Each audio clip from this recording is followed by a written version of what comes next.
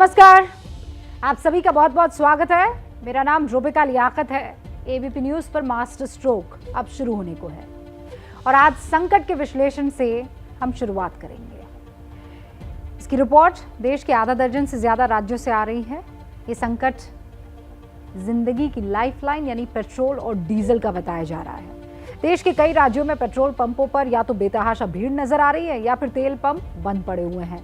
इस किल्लत को समझने के लिए पहले आपको दो तस्वीरें दिखाती हूं। इन तस्वीरों में देश के कई राज्यों के पेट्रोल पंप की हालत आपको दिख रही होगी। जहां पेट्रोल पंप पर पेट्रोल या तेल खत्म हो गया है, वहां से ग्राहक वापस लौटाए जा रहे हैं और जहां अभी तेल बचा हुआ है वहां लंबी लंबी लाइन दिख रही है। अब तक तेल संकट की खबरें देश के आधे दर्जन से ज्यादा राज्यों से आ चुकी है। तेल की किल्लत की सबसे ज्यादा खबर राजस्थान से आ रही है।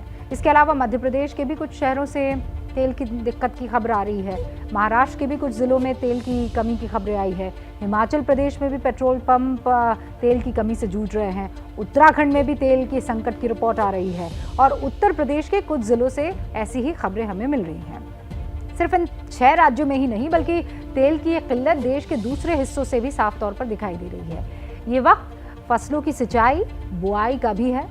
खेती में इन दिनों डीजल की बहुत ज़रूरत होती है। ऐसे में तेल की इस कमी से आम आदमी बहुत परेशान दिख रहा है। तो अब सवाल यह है कि क्या देश में वाकई तेल की कमी हो गई है या फिर इस किल्लत की वजह कुछ और है। इसकी परत दर परत हम पड़ताल करेंगे, लेकिन उससे पहले देखिए संकट से बेहाल आम आदमी क्या कह रहा है। में आया कि तेल खत्म हो चुका पीछे से, लाइन में लगे पड़े हैं। 2-2 घंटे हो गए, 3-3 घंटे यहाँ लाइन में लगे हुए। सर ड्यूटी किस टाइम जाएंगे बताओ। पता नहीं, अभी गाड़ी भी रिजर्व में लगी हुई है।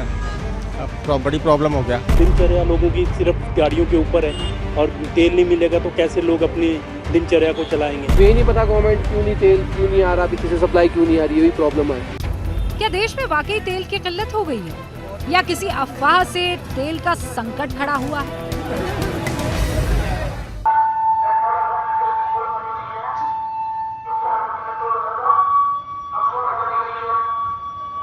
किसी शरारती तत्व द्वारा जो है अफवाह फैला दी गई कि पेट्रोल पंप पे हड़ताल हो रही है और जो है डीजल पेट्रोल कम हो रहा है, जबकि जनपद हरिद्वार में 125 पेट्रोल पंपों पर 125 पेट्रोल पंपों पर डीजल पेट्रोल पर्याप्त मात्रा में उपलब्ध है। एचपीसी के कुछ पंप हैं, उन पे कुछ शॉर्टेज हुई थी।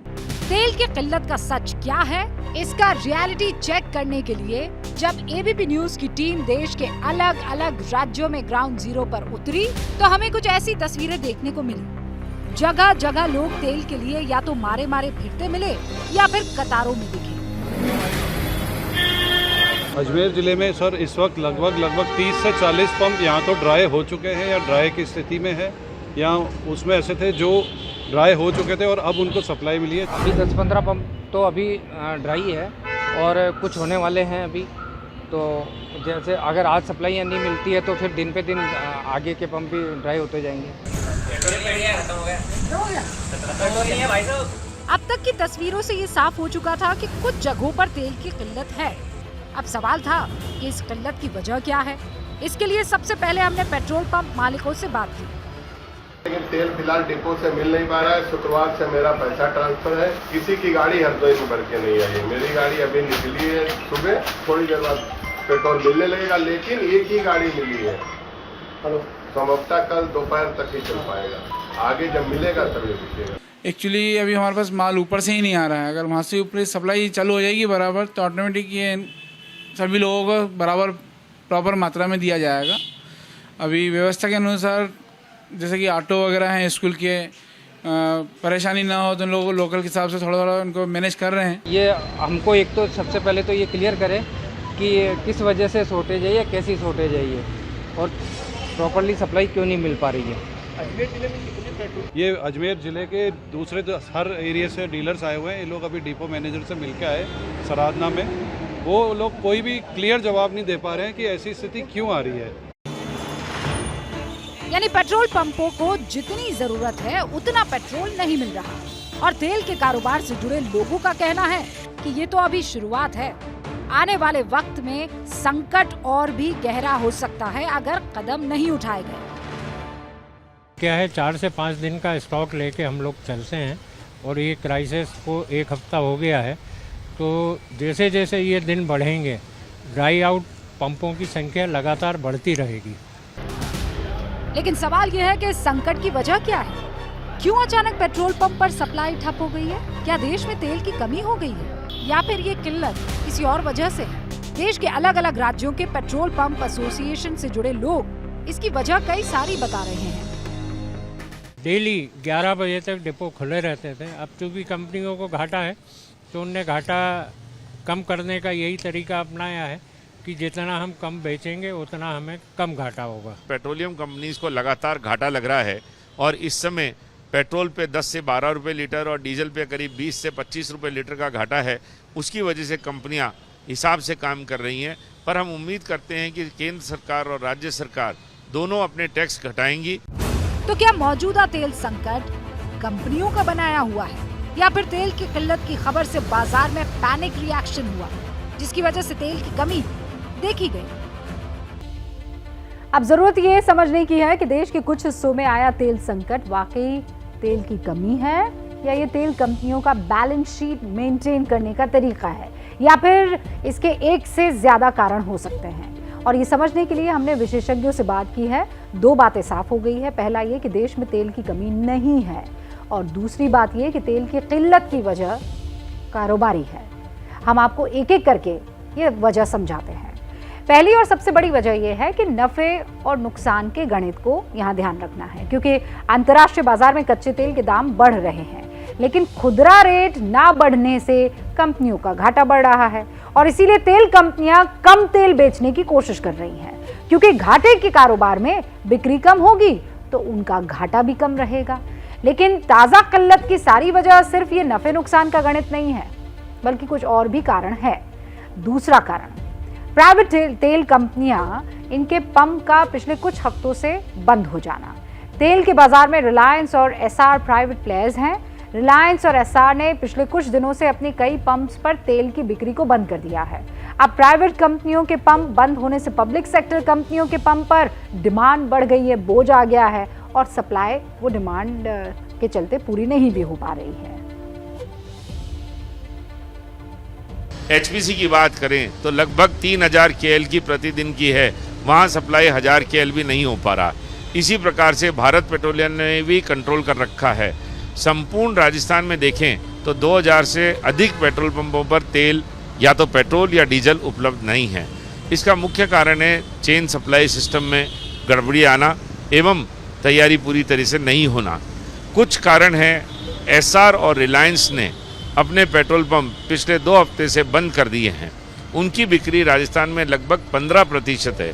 वो 15% बिक्री जो है एक साथ बाकी कंपनियों पे भार बढ़ गया है। तो सुना आपने, देश में तेल की किल्लत की जब हमने और गहराई से पड़ताल की तो एक और हैरान करने वाली वजह हमारे सामने आई और ये है ड्यूअल प्राइसिंग पॉलिसी। तीसरी वजह यही है, सरकार की ड्यूअल प्राइसिंग पॉलिसी। इस पॉलिसी के तहत सरकार ने इंडस्ट्रियल यूज डीजल की कीमत तो बढ़ा दी। इंडस्ट्रियल यूज डीजल सामान्य से 25 रुपए प्रति लीटर महंगा है। ऐसे में बहुत से लोग जिन्हें इंडस्ट्रियल यूज का डीजल खरीदना चाहिए वो पेट्रोल पंपों से सामान्य डीजल ले रहे हैं। इससे पेट्रोल पंपों पर भार बढ़ गया है।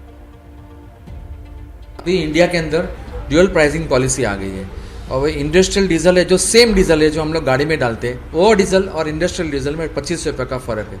तो वैसे क्या हो रहा है कि हम लोग का पेट्रोल पंप से इंडस्ट्री वाले माल लेके जाते हैं जिसको हम मना नहीं कर सकते। So for example ST buses को इधर आके खड़ी रहेगी तो मैं उसको मना नहीं कर सकता कि आपको डीजल नहीं मिलेगा, डीजल देना पड़ेगा।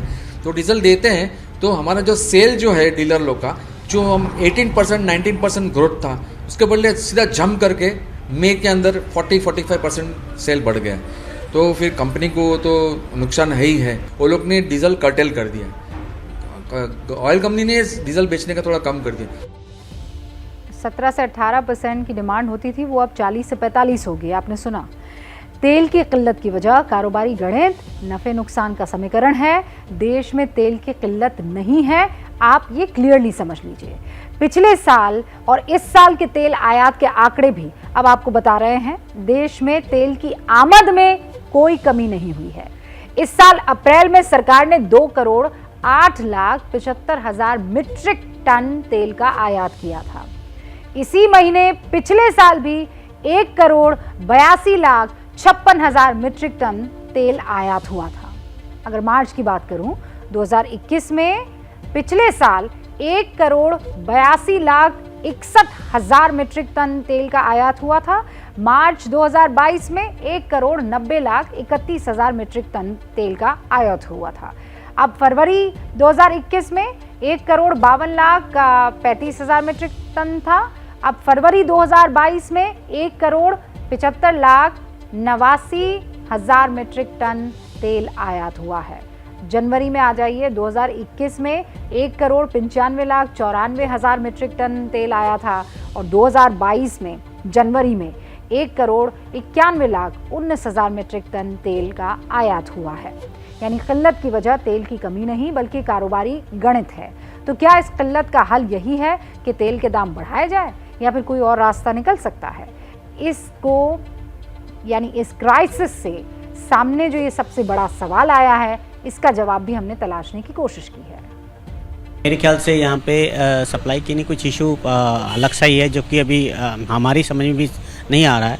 और क्योंकि पहले कंपनीज को जो एक नॉर्मल बचता था पैसा, आज वो नहीं बच रहा है और लॉसेज में है बहुत ज़्यादा। तो इसको वर्कआउट करना पड़ेगा सरकार को, लॉसेज कवर अप करने पड़ेंगे। अंडर रिकवरीज बहुत ज़्यादा बढ़ रही हैं कंपनीज़ की और इसके ऊपर सरकार को ध्यान देना पड़ेगा और हमें भी देखना पड़ेगा। Public should be ready. ये भी सच है कि रूस और यूक्रेन जंग की वजह से दुनिया भर में तेल के बाजार में उथल पुथल मची हुई है। कच्चे तेल का दाम बढ़ रहा है लगातार, इससे तेल कंपनियों का घाटा बढ़ रहा है लगातार। लेकिन देश में तेल की कमी बिल्कुल नहीं है और बाजार में जो किल्लत नजर आ रही है उसकी वजह कारोबारी नफा नुकसान ज्यादा दिख रहा है।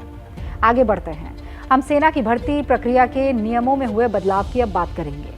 हमेशा से भारतीय सेना में काम करना ग्रामीण युवाओं को एक बहुत बड़ा एक सपना उनका हुआ करता था और उसकी वजह थी सेना का सम्मान, नौकरी की गारंटी, रिटायरमेंट के बाद पेंशन और भी कई तरह के दूसरे फायदे।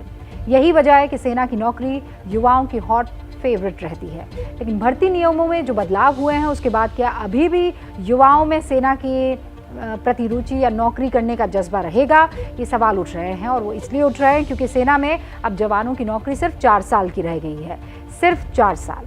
ये योजना क्या है, इसके बारे में हम आपको विस्तार से बताएंगे और मास्टर स्ट्रोक में इस नई भर्ती प्रक्रिया का पूरा विश्लेषण हम करेंगे। आज ये तस्वीर, उससे पहले आज भारतीय सेनाओं में भर्ती के लिए सरकार एक नई योजना लेकर आई। इसका नाम दिया है अग्निपथ और इस अग्निपथ योजना में जिन जवानों की भर्ती होगी उन्हें अग्निवीर कहा जाएगा।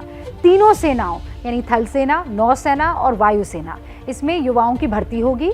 और इस योजना का जो दूसरा मतलब है वो ये कि अब सेना में पुराने ट्रेडिशनल भर्तियां खत्म हो जाएंगी।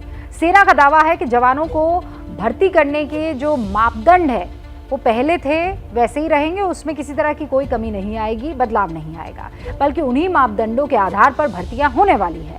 लेकिन अब ये तय है कि आर्मी, नेवी और एयरफोर्स में जवानों की भर्तियां इसी नए नियम के तहत होंगी।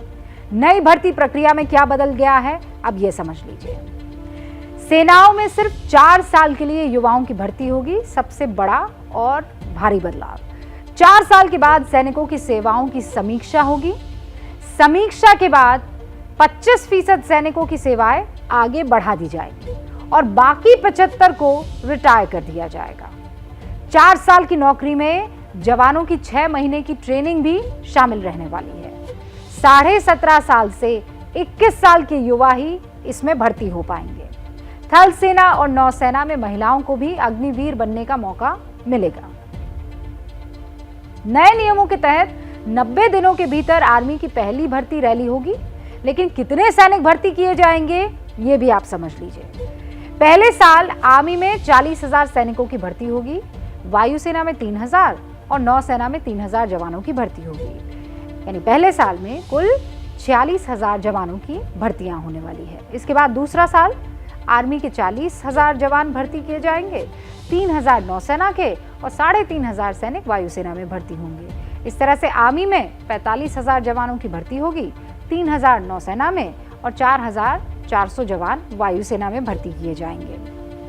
फिर चौथा साल, चौथे साल में आर्मी में 50,000 जवान भर्ती किए जाएंगे, नौसेना में 3,000 और वायुसेना में 5,300 जवानों की भर्ती होने वाली है।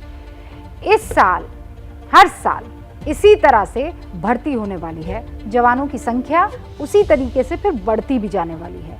लेकिन यहाँ ये समझना जरूरी है कि ये तीनों सेनाएं इनमें से 25% जवानों को रिटेन करेंगी, यानी वो सेना में परमानेंट हो जाएंगे।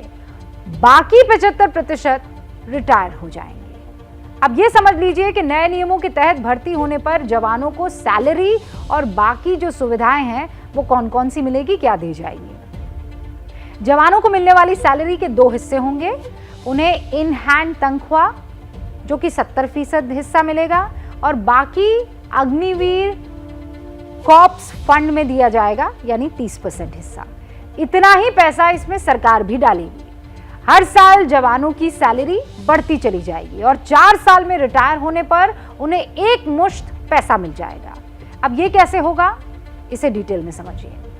तो पहले साल में सेना में भर्ती होने वाले जवान को 30,000 रुपए महीने की सैलरी मिलेगी पहले साल, जिसमें से 21,000 रुपए तो इन हैंड होगी और बाकी 9,000 रुपए अग्निवीर कॉर्प्स फंड में चले जाएंगे।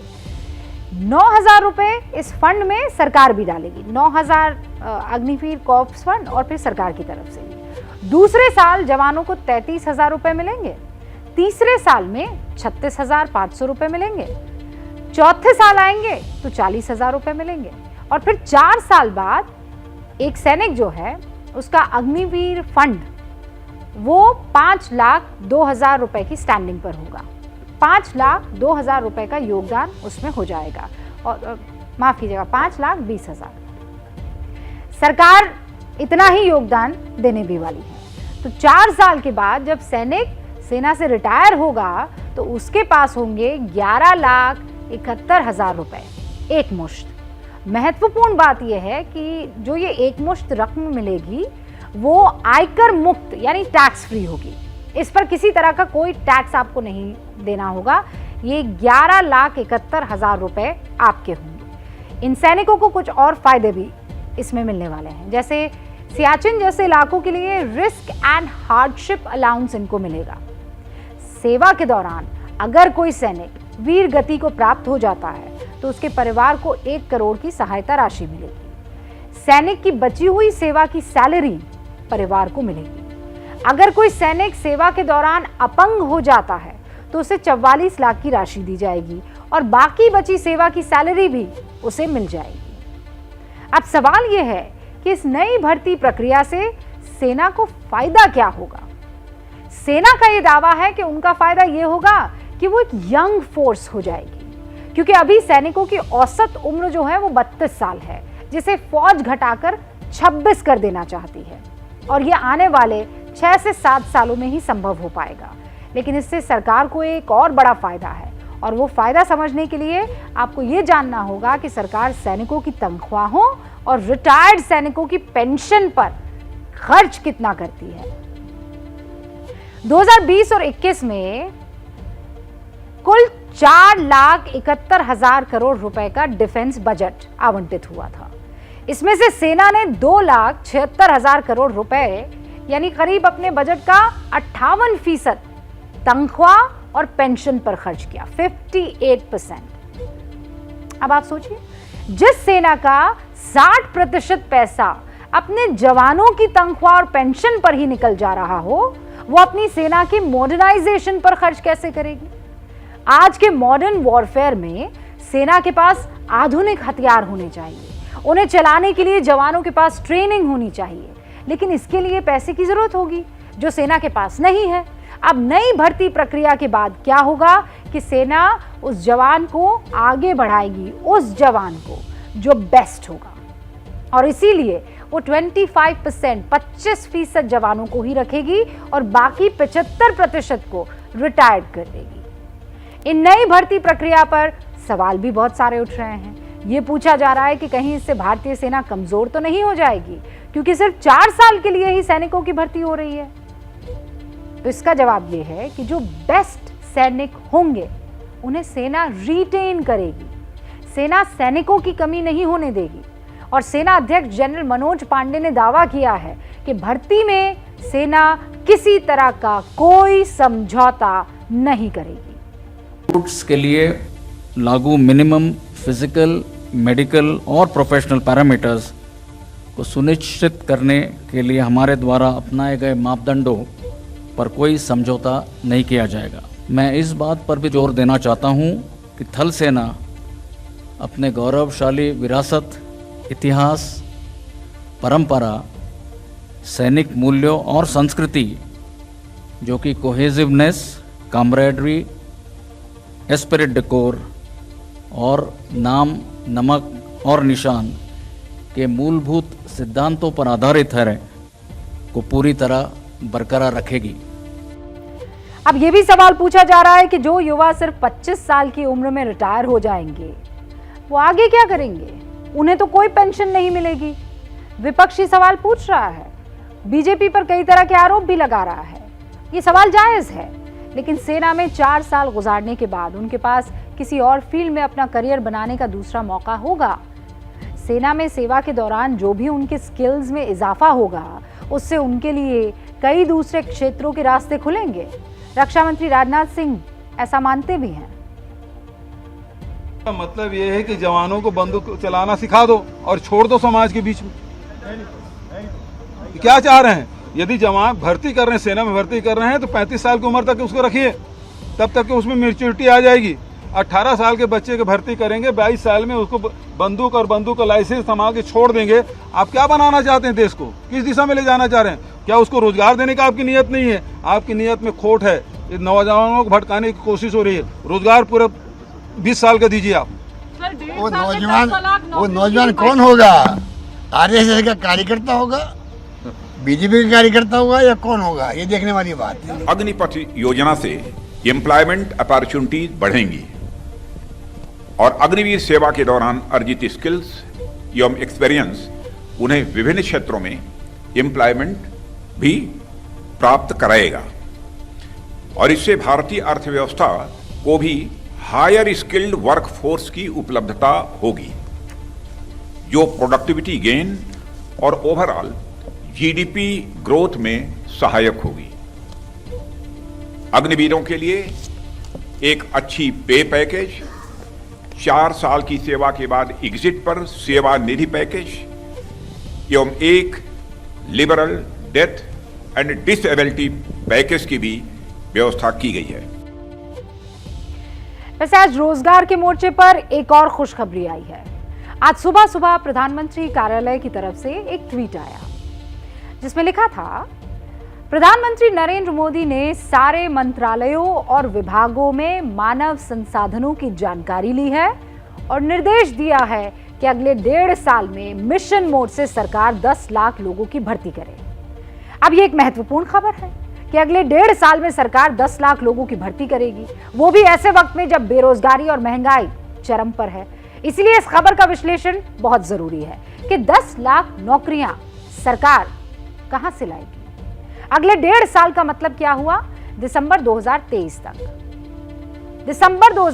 तक सरकार को 10 लाख सरकारी नौकरियां देनी है, यानी 548 दिन अभी पूरे होते हैं और इस हिसाब से हर महीने आपको 54,745 नौकरियां देनी होंगी। हर महीने, हर दिन आपको 1825 सरकारी नौकरियां देनी होंगी। सवाल यह है कि सिर्फ अगले 1.5 साल में ही सरकार 10 लाख नौकरियां कैसे दे देगी, क्योंकि सरकार ने पिछले 3 साल में सिर्फ 4,45,000 सरकारी नौकरियां दी हैं। सरकार अगर चाहे तो ये नौकरियां आराम से दे सकती है, क्योंकि सरकारी नौकरियों की लाखों पोस्ट इस वक्त खाली पड़ी हुई है। जैसे रेलवे में आपको पता है 2,37,000 पद खाली है, गृह मंत्रालय में 1,28,000 खाली है, रक्षा के क्षेत्र में 2,47,000, डाक विभाग में 90,000, राजस्व विभाग में 76,000 पद खाली है। यानी इन 5 विभागों में ही कुल 7,80,000 पद खाली है। यानी ये कि अगर सरकार चाहे तो बहुत आराम से नौकरियां मिल सकती हैं, सरकार अगर चाहे। सवाल ये उठ रहे हैं कि क्या सरकार ने नई नौकरियों का ऐलान 2024 के चुनावों को देखते हुए किया है और इसका सरकार को फायदा कितना मिलेगा? मास्टर स्ट्रोक में एक बार फिर से आप सभी का बहुत बहुत स्वागत है। और अब हम बात करेंगे इंफॉर्मेशन वॉर की, जिसके जरिए हिंदुस्तान में हालात बिगाड़ने की कोशिश में पाकिस्तान लगा हुआ है। इसमें कोई शक नहीं है कि पैगंबर मोहम्मद सल्लल्लाहु अलैहि वसल्लम पर विवादित टिप्पणी के मामले में हिंदुस्तान के मुसलमानों की धार्मिक भावनाएं आहत हुई, लेकिन भड़के हुए मुस्लिम सेंटिमेंट का फायदा पाकिस्तान ने देश में आग भड़काने के लिए उठाया, इसमें भी कोई दो राय नहीं है। 10 जून को जुमे की नमाज के बाद उत्तर, पूरब और पश्चिम भारत तक कुछ ही घंटों में हिंसा भड़क जाती है। सोशल मीडिया पर सबूत मिल रहे हैं कि हिंसा के पीछे पाकिस्तान का हाथ है। DFRAC यानी digital forensic research and analytics centre के तरफ से पाकिस्तान की साजिश पर एक रिपोर्ट जारी की गई है। DFRAC ने सोशल मीडिया पर पैगंबर विवाद से जुड़े पोस्ट और ट्वीट्स का विश्लेषण किया है। डेटा एनालिसिस से यह पता लगा है कि पाकिस्तान ने विवाद की आग भड़काने के लिए 7,000 से ज्यादा फेक अकाउंट्स बनाए। पाकिस्तान के पूर्व राजनयिकों ने भी अपने अकाउंट से मिस इन्फॉर्मेशन कैंपेन यानी झूठी जानकारियां फैलाने का एजेंडा चलाया। DFRAC के मुताबिक पाकिस्तान में बैठे एजेंडाधारियों ने अपने नाम और राष्ट्रीयता को बदलकर ट्विटर पर पैगंबर मोहम्मद सल्लल्लाहु अलैहि वसल्लम पर टिप्पणी विवाद को तूल दिया है। पाकिस्तान के टीवी मीडिया ने भी भारतीय उद्योग जगत को नुकसान पहुंचाने के लिए फेक न्यूज फैलाने का काम किया है। DFRAC ने यह रिपोर्ट सोशल मीडिया पर फैलाए प्रोपेगेंडा के आधार पर तैयार की है। इसमें पाकिस्तान सहित कई इस्लामिक देशों से फेक न्यूज फैलाकर भारतीय मुसलमानों को भड़काने का काम किया गया। पाकिस्तान की साजिश, उसके प्रोपेगेंडा का विश्लेषण करने वाली आप इस रिपोर्ट को आप देखिए गौर से। हिंदुस्तान में पत्थरबाजी के पीछे पाकिस्तान। फ्राइडे को, शुक्रवार को एक साथ पूरे देश में कई जगहों पर हिंसा फैली, तो ये दिखाता है कि इसके पीछे कौन काम कर रहा है। 10 जून को दिल्ली, यूपी के सहारनपुर, मुरादाबाद, हाथरस, प्रयागराज, झारखंड के रांची, पश्चिम बंगाल के हावड़ा से लेकर महाराष्ट्र के नवी मुंबई से सोलापुर तक देश से पथराव, आगजनी की खबरें आने लगी। जुमे की नमाज के बाद 100 मिनट के अंदर अंदर ये सारी कार्रवाई अंजाम दी गई।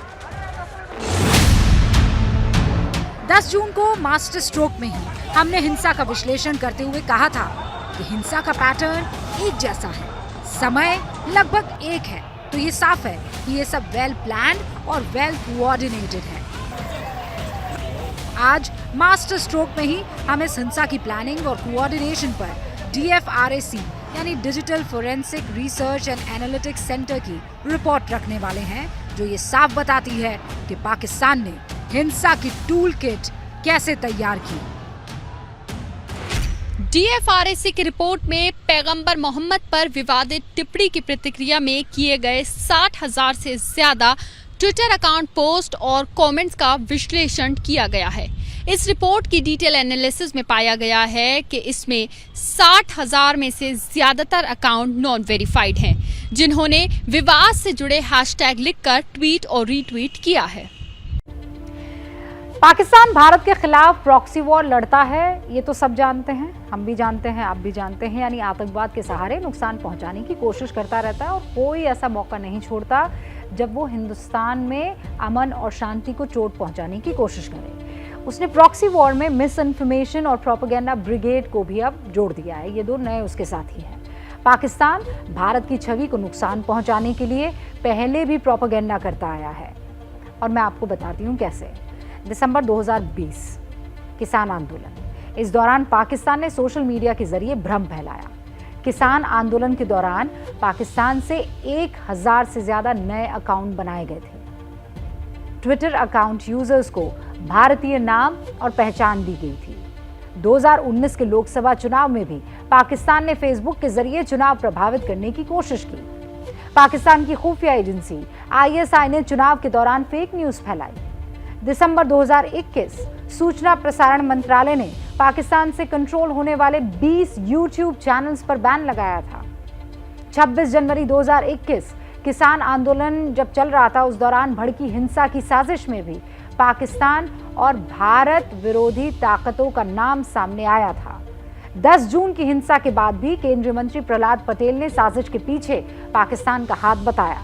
तब राजनीतिक हलकों में यह कहा गया कि जिम्मेदारी से पल्ला झाड़ने के लिए इस तरह के बयान दिए जा रहे हैं। देश की राजनीति में अपना अपना नफा ढूंढने वाले नेताओं ने इस बयान से असहमति जता दी जो प्रहलाद पटेल ने दिया।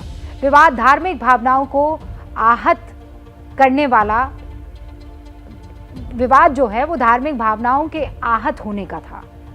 ऐसे बयान जिनसे धार्मिक विवाद भड़कते और उन्हीं को कहीं ना कहीं रोकना था, इन विवादों को रोकना था। लेकिन विरोधी पार्टियों को भी आंतरिक सुरक्षा की संवेदनशीलता को समझते हुए पाकिस्तान के प्रोपेगेंडा में नहीं बहना चाहिए, ये हमारी उनसे इल्तिजा है। निजी हित के लिए पाकिस्तान को क्लीन चिट देने वाले नेताओं को ये बात समझनी चाहिए कि वो सब एक साथ है जब हिंदुस्तान को नीचे दिखाना होता है, और वो आपका उपयोग करते हैं, आपके इन बयानों का इस्तेमाल करते हैं।